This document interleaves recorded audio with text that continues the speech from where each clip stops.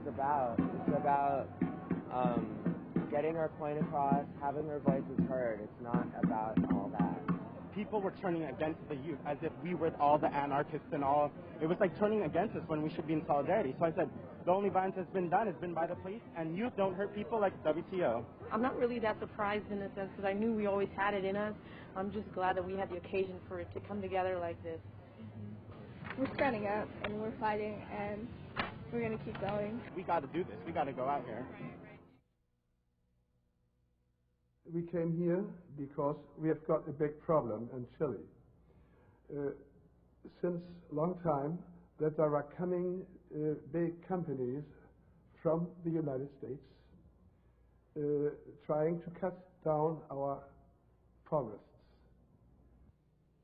The Global Free Logging Agreement is a plan by the World Trade Organization to increase logging worldwide by eliminating trade barriers to forest products such as wood and paper. This is an agreement that has been negotiated completely in secret without any input from non-governmental organizations, and we're here to send a very clear message to the Clinton administration that the Global Free Logging Agreement is completely unacceptable. Even our own study shows that it will increase logging in the most sensitive and biologically rich forests of countries like Chile, Indonesia, Malaysia, countries where timber corporations are heading already because they don't have very good environmental laws, they don't have good labor laws, and they have lots of virgin forests left. And what the World Trade Organization intends to do with our environmental protections, it's egregious. It's just plain wrong. The U.S. Trade Representative's office, okay? With a bunch of forest protection groups. Yeah. And it confirmed all of our worst fears. Yeah? Okay? They want to sign this free logging agreement this week. This week they want to finalize it. They want to put into the next round all of our protections for raw log export bans, invasive species, eco-labeling, all those things are going to be on the table. The MAI, the whole investment. And so I go over there, and it ends up being a certified NGO who's in the conference, listening to all the closed-door legislation they're doing, and it's Victor Minotti. Rather the substance of what's going on inside, and the third world wants to change the rules on fracking. There was a police car waiting to the left of me on 4th Avenue, behind the police cordon, and they opened up, they zipped in, they popped open the door, they threw Victor in, and they were gone. And it was that quick. You guys with the World Trade Organization? Yeah. Yeah? What do you think about the meeting so far? Going pretty well. Going well? I heard that a lot of delegates were leaving. No. No? Everything's going fine? Like business as usual? So far. Yeah? Is this like the normal situation World Trade Organization expects for future meetings? I doubt it. No? They'll think they'll have it under control by then? Well, I think people will start to realize how important trade is, and they'll back off on some. Maybe the World Trade Organization will realize how important the environment is and how important labor rights are. I think they do. I hope they get them. I hope so, because people are angry, you know. Yeah, well, a lot of people are ignorant too. Well, yeah, that's true. But you know, it's not like the World Trade Organization knows it all. You gotta listen. I've been working on this for 28 years. Yeah. I know it very well. What have you? Can I ask what you've been working on? On international trade for 28 years. It started with after the war because the failure to understand the importance of trade helped to cause World War II. Brought Hitler to power. And it was after World War II that people said that can't happen again. And the gap was fought. People are feeling like it is happening again in this country. What is happening again? Fascism. Oh. So,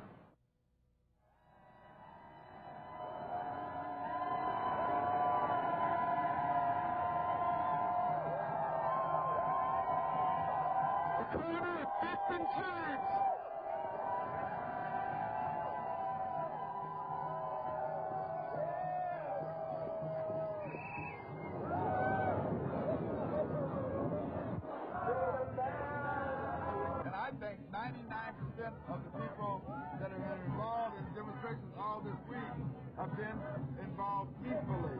By setting up a no protest zone, basically police lumped all protesters together and interfered with the rights of people who are doing perfectly lawful things to express their views on a major political issue that's currently getting a lot of attention. Yesterday, my boyfriend and my mother went downtown to see what was going on. And I don't think they should get arrested.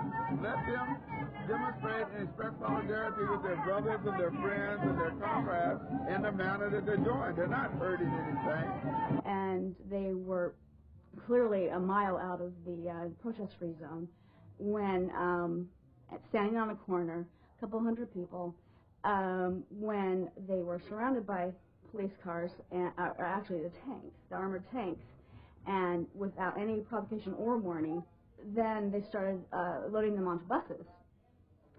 We have not been read our rights. We have not been told our charges. They just loaded us up, and here we are.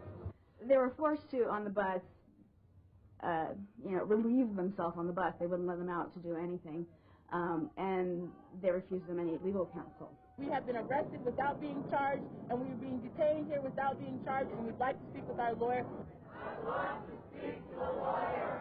I just got a phone call from him from inside of the prison, and he sounded very, very meek, very, very broken, very tired. He hasn't slept at all. I've witnessed things in the last 4 days that I didn't believe could happen in America. And he actually said he saw people beaten right in front of him at the King County Jail. He was very adamant that he couldn't even begin to tell me the things that he'd seen.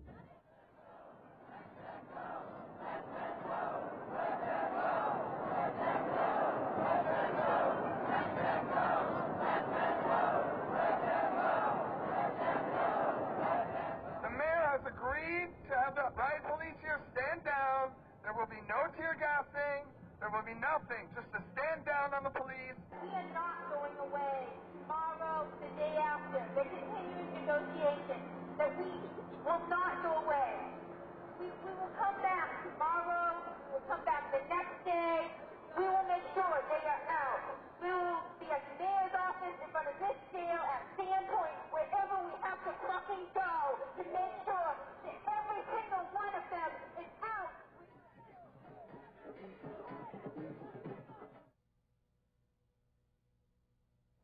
We will stop this war against the earth. We will stop the war against the small farmers. We will stop the war against the rock.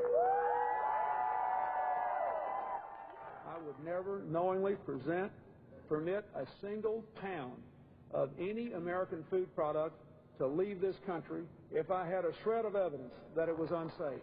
Genetic engineering allows scientists to move genes across species barriers in many ways not possible through conventional breeding techniques. Some sources for these genes include bacteria, viruses, and even animals. But everybody must understand, we have nothing to hide, and we're eating this food too. Just think what's happened in the United States this century with the bioinvasive alien species like the gypsy moth, like the chestnut blight that wiped out the most important tree in the eastern United States practically overnight. Now we have the zebra mussel plague. Here and everywhere we have this incredible damage, over $100 billion a year damage done to our economy by these exotic species. That should scare us into being very careful about introducing new exotic things. One reason we're here at Safeway is that we wrote the major grocery stores and asked them to go free of genetically engineered ingredients. Safeway wrote back and said it's really not possible. Most of the stuff on all the grocery store shelves in the United States has genetically engineered ingredients. Our estimate is that 70% of the food people are eating today has these genetically engineered ingredients. It's a big scam because the major corporations like Monsanto want to control every aspect of agriculture. Many of us are concerned with what its implications will be in terms of class and race issues. We know with organic foods there are huge populations, pockets of society, which are unable to buy organic food. Are we talking about creating a society where the rich might be able to afford to buy foods which are labeled that they're free of GMOs, and leaving the inner city communities, people of color, low-income communities, being forced to eat foods which we are not sure if they're environmentally safe and as far as our health concerns are concerned, if they're safe or not? Well, what's happened in England is that there's been really a total collapse of the market for GM agriculture. people over there, once they realized they were being fed food that they didn't want to eat, and once they saw Monsanto's advertising campaign, which was trying to make them feel guilty about blocking developments that would feed the world, it's obviously patent rubbish, people got very angry, and they've decided they don't want to eat it. Campesinos nuestros, hermanos nuestros en la India, en Brasil,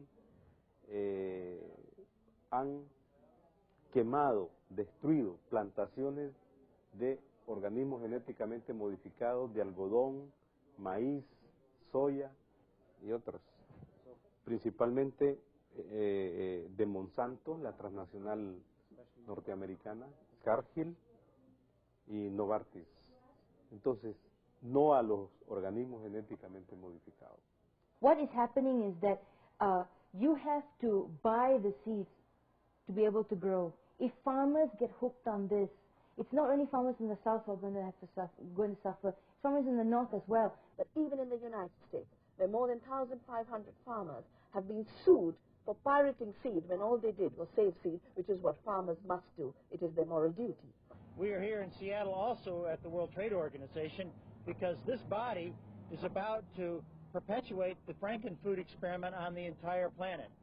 It's bad enough that the Clinton administration did this to the American people. Now he's trying to get all of the world to accept this. I mean, the thing is, food is the common denominator. You know what I'm saying? Everybody got to eat. Everybody got to eat. And if people are eating unhealthy food, I mean, they can survive. There'll be something resembling a human continuing to exist. But just like anything else, it's like if you got a car, you be putting jacked off gas up in it, it's not going to work right. You see that there's approximately 5 companies in the entire world that control nearly 100% of all the grain in the world. And so if you have farmers in North America, if you have farmers otherwhere, they're not getting the profits from food. It's global corporations that are acting as middlemen. And you wonder why the farmer worldwide doesn't control his own market, and why he's suffering low prices, and why he's being shoved aside. Tonight, the World Trade Organization meetings are being declared a failure. We shut down the WTO. We've made their meetings cancel. We've expressed to the world that we're not going to put up with this undemocratic system and this kind of institutions that push us down. Organized labor does not tolerate lower standards for any worker, anywhere, for any reason. We will fight for those workers. We will not stop. I think what was accomplished was the building of a network of people that is going to be very difficult to break. We've demonstrated that this is an issue of great importance to ordinary Americans of every stripe, from every political spectrum. Delegates will be leaving Seattle tomorrow, Dan, and they'll have nothing to show for their effort. The issues that delegates had brought forward, particularly the ones from Africa, were not taken into consideration. The meeting was conducted in a very non-participatory manner, in a very undemocratic manner, very non-transparent, and therefore we felt that in many situations that we were left out in the discussions, and therefore we had nothing to discuss, therefore we had nothing to agree on. Ambassador Barshevsky from the U.S. and Mike Moore just gave a very brief and long-faced explanation for how there are deep crises within the institution. They said that the WTO is taking a that something's going to continue on in Geneva, but there are no parameters or no timetables or really anything. So for us, it's a total victory. Bottom line of why the negotiations fell apart was a combination of 2 factors. For the first time in the GATT or WTO negotiations, countries came here having told their public they wouldn't undermine their public interests, and this time they were sufficiently exposed that when the closed room deal started, in fact, they were held to what the public wanted. This is how democracy looks like. You cannot unite the world around jobs and productivity and trade without representation from the people, the real people, not just the bureaucrats controlled by the puppet strings of the dollar bill, but the real people, the workers of this world, the people who build the buildings, the people, the real people, the people on the assembly line. You must include the people. Well, definitely today we are showing that people can be united against the mighty force. Well, what you saw today in Seattle was the most significant victory for fair trade and against corporate-dominated trade in the last 40 years of trade battles in the United States. Everybody goes back to their four corners of the world now to take democracy back and spread it. That's the real key. Take the whole world tell the world about the WTO. Tell them that it's a people's uprising that's going to stop it, and that's what we have to do. I think the big message we take is to go back to our own original places and organize ourselves against the mighty power. We keep going. This is just the beginning. Definitely, this is not protests. These are not just protests in the street. This is a mobilization of the communities and people that are all around us. So we're going to continue.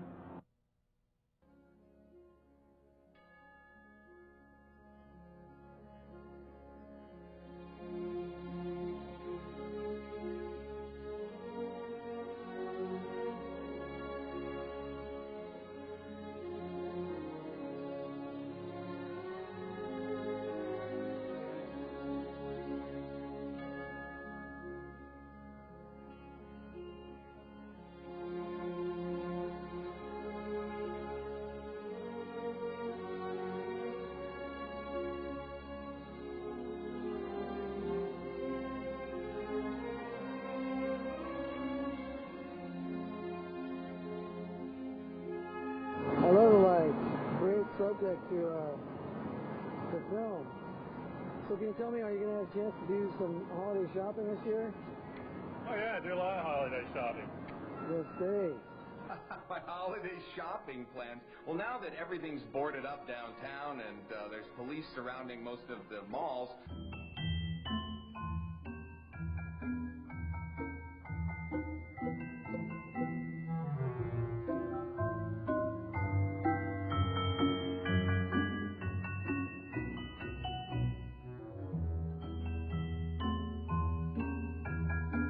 I think the officers have showed remarkable restraint throughout the event, remarkable poise.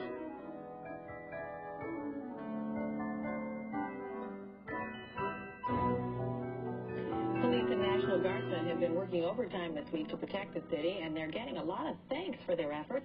In fact, some people are bringing hot coffee and treats to the troops as they stand in the streets. It's been amazing. We've had cookies, bagels, coffee. They just go into stores and buy stuff for us. It's been great. Or bridging the freedom of speech or of the press or of the right of the people to peaceably assemble and to petition the government for a redress of grievances.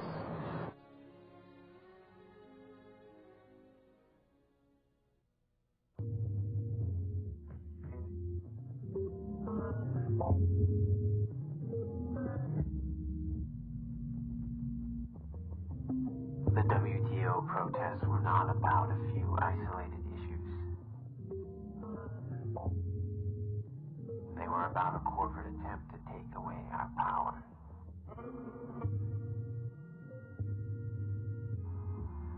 The brutality of the police was not the crime of a few individual cops. It was the reaction of a system threatened by the sound of our voices. In the streets, we did not ask for concessions.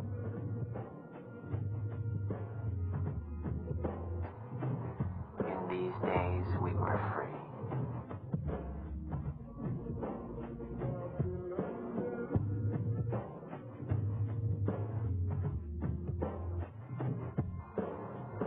This is what democracy looks like.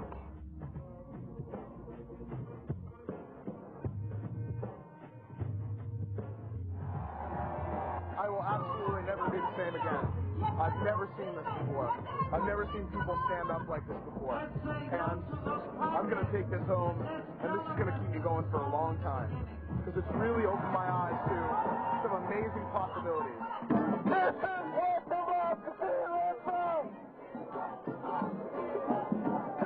what democracy looks like! Seeing something that we need to be able to carry with us and keep going. Because something like this is going to happen again before too long. You know, this is the turning point. We have the beginnings of a new movement, I think. There was a banner of, Teamsters and turtle Of course, we belong together. The same people who exploit natural resources exploit human resources. We belong together.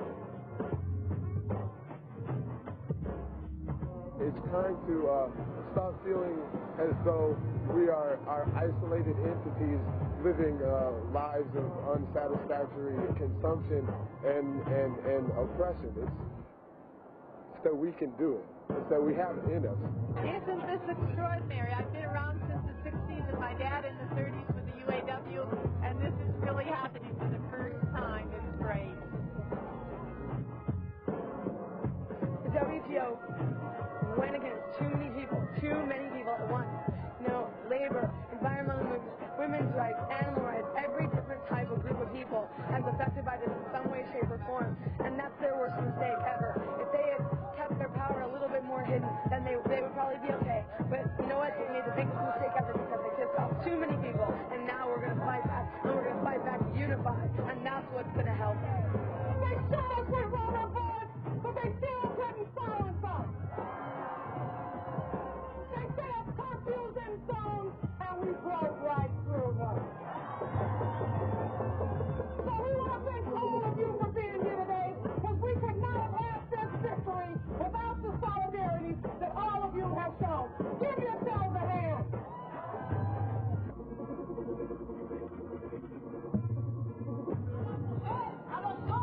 I think the people on the other side of the screen, the people watching us at home, should recognize that the world has woken up and that there's a huge demand for fair trade, and there's a lot more imagination going on in the streets and in social movements about what our global economy can look like than there is going on in those meetings.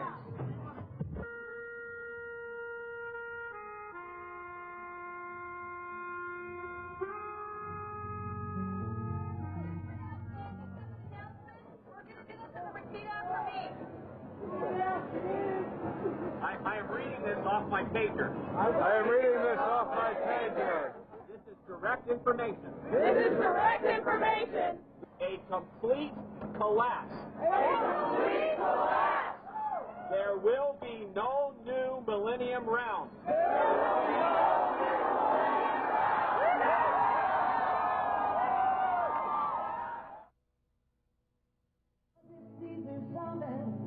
Maybe it's a starry day. Well, some will say Dr. King and Gandhi set them on their way. No matter who your mentors are, it's pretty plain to see. If you've been to jail for justice, you're in good company. Have you been to jail for justice? I want to shake your hand.